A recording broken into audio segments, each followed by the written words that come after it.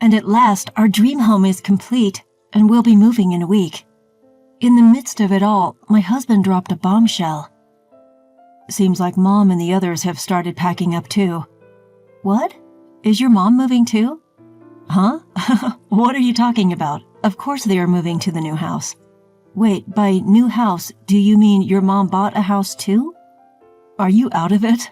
The new house is the one we bought. Wait, what do you mean? My name is Maria, a 34-year-old corporate employee. I've always been dedicated to my work, prioritizing it over romance. This focus allowed me to be promoted at an early age, be entrusted with various tasks, and often land in positions with responsibility. I work for a pharmaceutical company, where my role is to visit healthcare professionals, such as doctors, to provide, collect, and convey information about the quality, effectiveness, and safety of our products.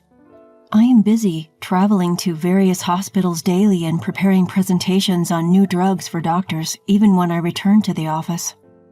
My workaholic tendencies are such that my parents have often suggested, if you can't find a good man, why not go on blind dates? To which I always retort, I don't have time for that. Going on blind dates willy-nilly? I don't want to be so indiscriminate. However, I've started to wonder if I should continue my life as a single woman. My friends are getting married one by one, and my close friend who used to say, let's enjoy our single life and travel a lot, is now a mother of 2.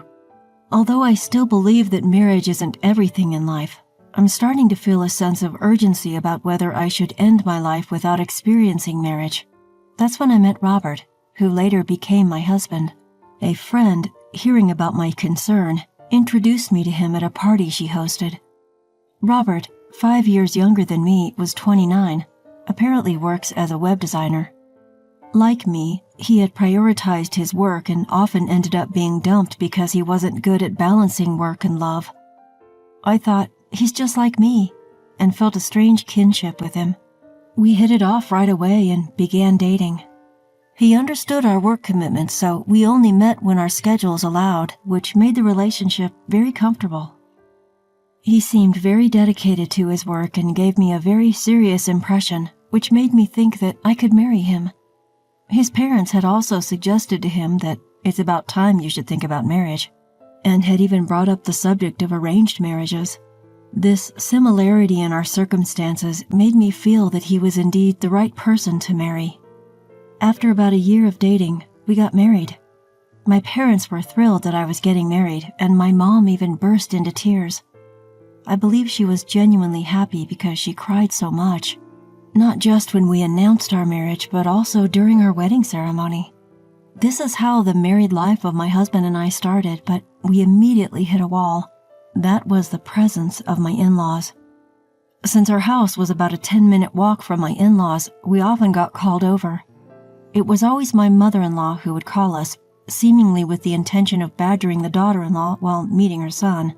My mother-in-law frequently made snide remarks toward me to the extent that my husband and father-in-law wouldn't notice, and she would often make me do household chores for no good reason. Maria, I have a backache. Could you do the cleaning for me? Okay. Great. Could you clean all the rooms and corridors on the first and second floor? Another person who troubled me was my sister-in-law. She had a sharp tongue to begin with and would openly insult me, regardless of whether my husband or father-in-law were around. Maria, you seem like such a plain and boring woman. My husband and father-in-law would scold her, but she just ignored them and did whatever she wanted. I want to eat something sweet, Maria. Go and buy it. Oh, perfect timing. Please also buy some ingredients for dinner while you're out. Though I wondered why I had to do these things, I initially thought it was better not to rebel against my in-laws, so I complied quietly. However, this only served to encourage my mother-in-law and sister-in-law. They started to harass me every chance they got. After that, I grew weary of visiting my in-laws and started telling my husband, I don't want to go. My husband said, well, I won't force you to come, but also expressed his dissatisfaction, saying, they're my family, so please try to get along with them. I could have gotten along with them if my mother-in-law and sister-in-law had been kind. Since my husband didn't forcibly take me, I was able to avoid going to my in-laws for a while, but I had to go during Christmas and Thanksgiving because it was hard to decline those invitations after usually refusing them. However, when I showed up at my in-laws, my mother-in-law and sister-in-law treated me as if they'd gotten a new toy to play with. I only have to see them once or twice a year, so I just have to endure this, I would tell myself, to get through these visits.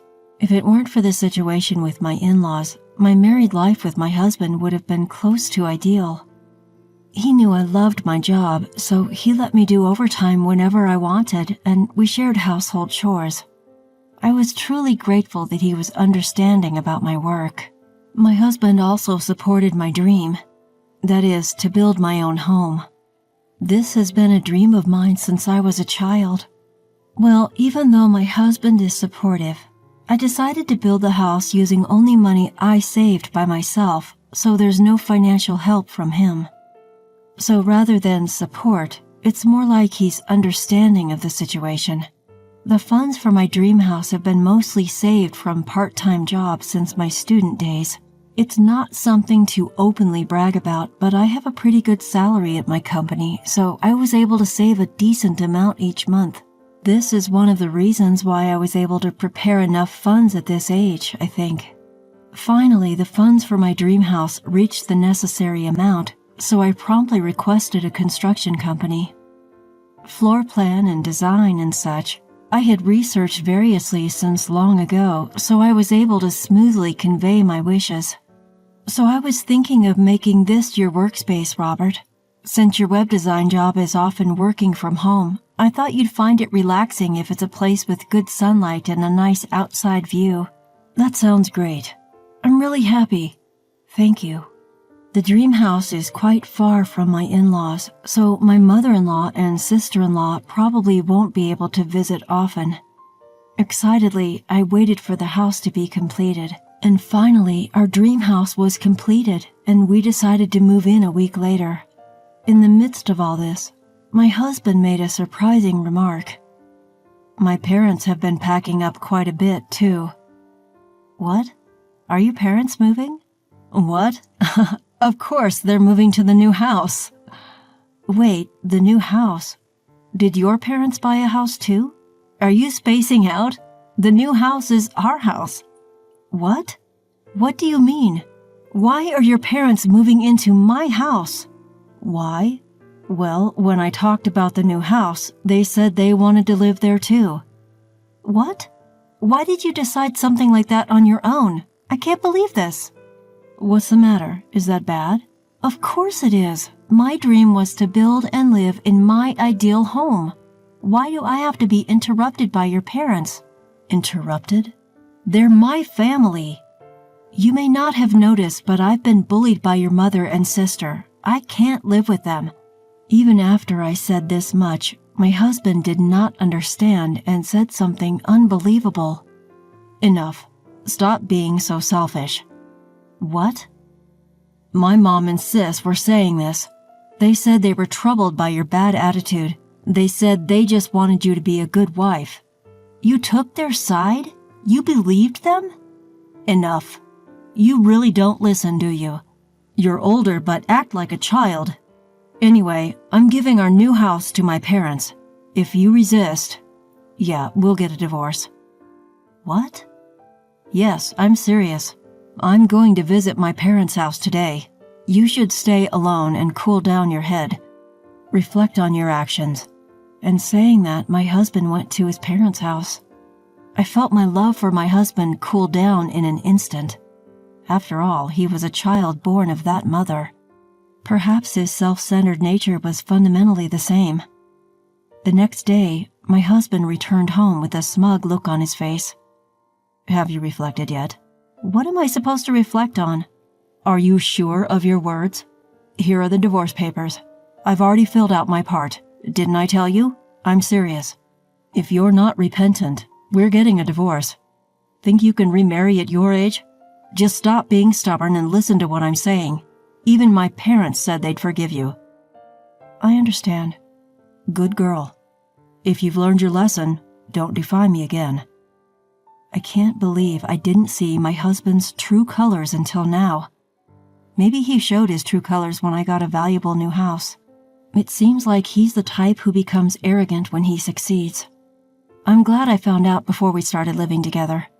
I immediately filed the divorce papers and handed in at the city hall. We're no longer husband and wife, and I no longer have to let his family into my house. Luckily, to make me reflect, he had been staying at his parents' house for a few days, so I was able to move all my belongings to the new house first. The new house was just as I had imagined. Every corner of it was exciting. I bought new furniture and appliances and replaced them with the ones I had chosen, so I was filled with happiness just being in this space. Then, my ex-husband came to visit the house. When I looked at the video from the intercom, it seemed he had brought his parents and sister with him. Oh, I forgot to tell him that I had filed the divorce papers. When I answered the intercom, my ex-husband said irritably, "Open up quickly." "Sorry, I can't do that." "Huh? What are you messing around for? Let us in." "Damn, what do you mean moving in all by yourself without telling us?" "Sorry, I forgot to tell you." "I'll forgive you, just let us in now." "That's why it's impossible." What I forgot to tell you was that I had filed for divorce." "What? What do you mean?" "That means I've submitted the divorce papers you gave me. We're no longer husband and wife. That's why I can't let you all in this house." "You can't be serious." "Hey, Robert, what's this about a divorce? Didn't you two agree to live together? And even if you were divorced, the house is marital property, right? Why is the wife occupying it?" "That's right. Our son should have a right to live here too." "Robert, didn't you explain it properly? This house is entirely in my name as I paid for it in full." Through the video intercom, it was clear that my former in-laws were at a loss for words. "Hey, Robert, you always said come to our house. What's going on?" Anyway, that's the situation. Can you please leave now?" "Don't joke around. Why do we have to listen to you? If you continue to linger, I'll call the police." The police?" Upon hearing the words police, Robert's family were completely taken aback. Then the father-in-law apologized to me, saying, "I'm sorry, Maria, we'll leave, so please don't call the police." And they left in their car. As for the ex-husband and his family, it seems they met a miserable end.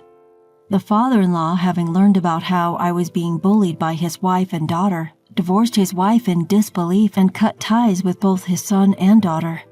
Incidentally, since they mistakenly thought they could move into my new home, they had already put up their house for sale. So the mother-in-law and sister-in-law, abandoned by the father-in-law, had no choice but to depend on Robert, who now supports them while being blamed by the two for "it's your fault." I wish them well as they continue to shift blame on each other and lead a life of poverty. It serves them right. On the other hand, I'm living very comfortably in my new home and often invite my parents and friends over to have a good time. While I do want to experience love again, now that I have my own house, I intend to be more careful in choosing a partner so that I don't fall for the wrong person again.